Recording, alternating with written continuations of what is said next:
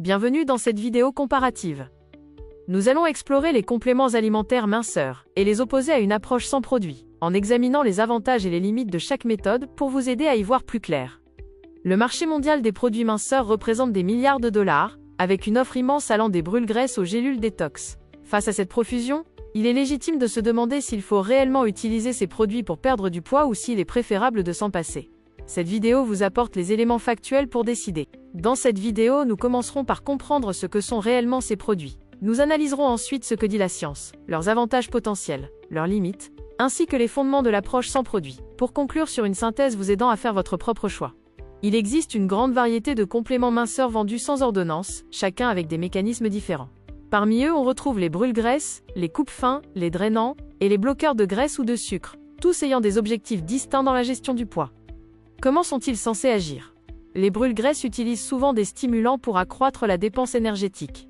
Les coupe-faim, comme certaines fibres, visent à augmenter la satiété. Enfin, les bloqueurs de nutriments cherchent à limiter l'absorption des graisses ou des sucres durant la digestion. D'un point de vue scientifique, le niveau de preuve est globalement faible. Les études sérieuses sont rares ou souvent financées par les fabricants. Les agences de santé rappellent qu'aucun complément ne remplace un déficit calorique réel, et qu'au mieux, il n'apporte qu'un effet d'appoint très modeste. Certaines substances sont toutefois un peu mieux documentées, comme la caféine ou le thé vert pour la dépense énergétique, ou le glucomanane pour la satiété. Cependant, l'ampleur de leurs effets reste faible. Comme le soulignent les méta-analyses, ces produits ne se substituent jamais à une alimentation équilibrée et à l'exercice.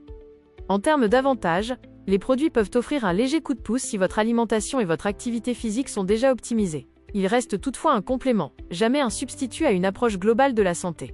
Certains utilisateurs y trouvent aussi un gain de praticité, une gélule étant facile à intégrer dans une routine.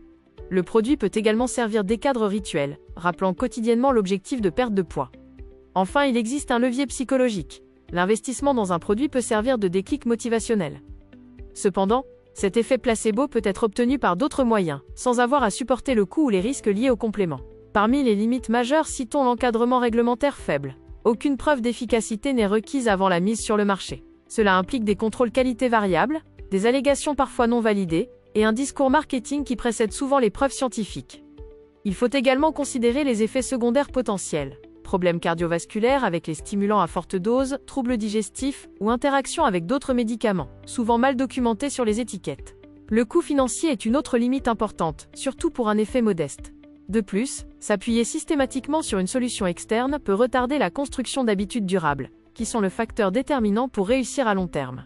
L'approche sans produit ne signifie pas l'absence de méthode. Elle repose sur 3 piliers fondamentaux. Un déficit calorique modéré par une alimentation de qualité, une activité physique régulière pour préserver sa masse musculaire, et une attention portée au sommeil et à la gestion du stress. En conclusion, cette approche offre des résultats beaucoup plus durables. En construisant vos propres compétences et en devenant autonome, vous évitez l'effet rebond et la dépendance à des produits coûteux. C'est une démarche qui s'inscrit dans la durée pour votre santé globale. Choisir de ne pas utiliser de produits minceurs présente 2 avantages majeurs, la sécurité et une meilleure maîtrise de votre budget. Sans complément, vous éliminez les risques d'effets secondaires et d'interactions médicamenteuses, tout en évitant les dépenses récurrentes liées à l'achat mensuel de cures. Cependant, cette approche a ses limites. Les résultats peuvent être plus lents à apparaître, ce qui peut décourager sans une attente bien calibrée. Elle exige également davantage de discipline personnelle et d'organisation pour planifier vos repas et vos séances de sport sans aide extérieure. Voici une synthèse comparative. D'un côté, les produits peuvent offrir un appui léger et une structure, mais présentent souvent des preuves scientifiques faibles et un coût récurrent. De l'autre, l'approche sans produit garantit une plus grande sécurité et des résultats durables, au prix d'un effort de discipline soutenu. Pour décider, posez-vous les bonnes questions. Avez-vous déjà une alimentation et une routine sportive structurée? Le produit envisagé est-il soutenu par des données cliniques? Avez-vous une condition de santé particulière? En cas de doute ou de pathologie, demandez toujours l'avis d'un médecin ou d'un pharmacien. En conclusion, le produit ne remplace jamais la méthode. L'alimentation, l'activité physique et le sommeil restent les facteurs déterminants de votre réussite. Un complément peut au mieux apporter un effet d'appoint, mais la meilleure option dépendra toujours de votre contexte personnel et de votre capacité à tenir une routine durable.